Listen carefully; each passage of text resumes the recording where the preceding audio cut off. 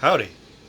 So, this week we're talking a bit about the idea that God is the one who sanctifies. Now, the Lord who sanctifies is this idea that really transforms who we see ourselves to be in light of who Christ is. The thing is that over and over again, Jesus was saying to the disciples that the disciple will never be above the master. So, in other words, the paths that we follow are not going to end up being diametrically opposed to what it is that Christ went through. So, even as Jesus had to suffer in the plan that the Father had, even so, the lives that we have as disciples will entail suffering and struggle and pain. But this doesn't mean that God is abandoning us. In fact, it's actually the opposite. In Isaiah 6, there's a portion where Isaiah is seeing the Lord's presence and is saying, I am unclean, woe to me. The idea is that in order to be in God's presence, we're supposed to be purified, holy, set apart. But the problem is that because of sin, we're not. And Isaiah knew that. He knew his sinfulness. And so with that is that he was acknowledging that he was in trouble. He was in a state where he was going to be before God, but in a place where it would destroy him.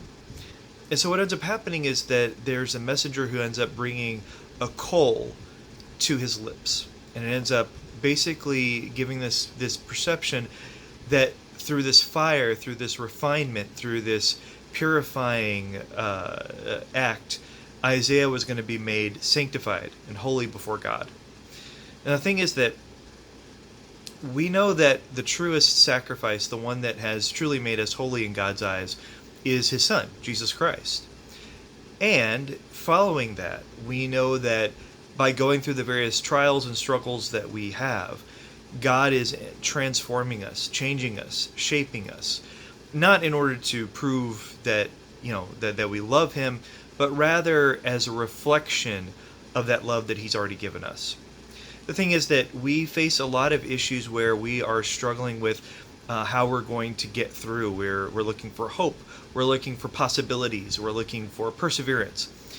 But the thing is that this isn't necessarily a series of events this year that we're looking to try to get through as quickly as possible, as easy and as tempting as it is to say that that's what we want.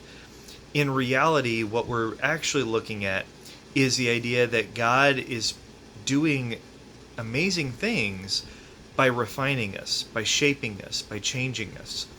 The thing is that when we are sanctified and we're made holy, we're made holy perfectly because of what Jesus has done. And God has said, because of my Son, you are now my children.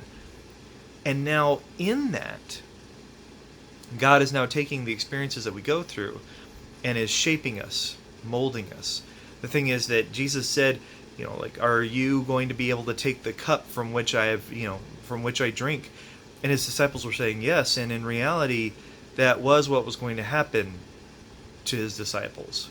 They were going to end up having to be punished by people that were around them, by authorities and the like, merely for who it is that they followed. Now, the thing is that we may ask these questions of why is it that God can't just, teach us lessons and help us to learn without suffering? The truth is, though, is that we are in a world that is filled with it. This world is defined by suffering. This world is defined by torment and frustration. And so the thing is that if we were to try to learn things without struggle or torment, that would mean that we were playing by this world's rules. The problem is that in order to do that, we'd have to betray who we are, who we're meant to be.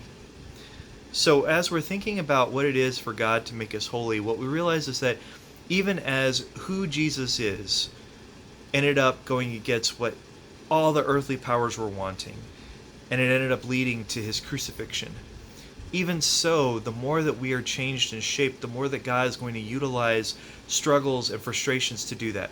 So instead of trying to avoid the struggles that we face, instead is to look to them and to ask, what is it that God is trying to do in our lives, and how is he trying to change and shape us so that we become more like him and reflect him to the world around us?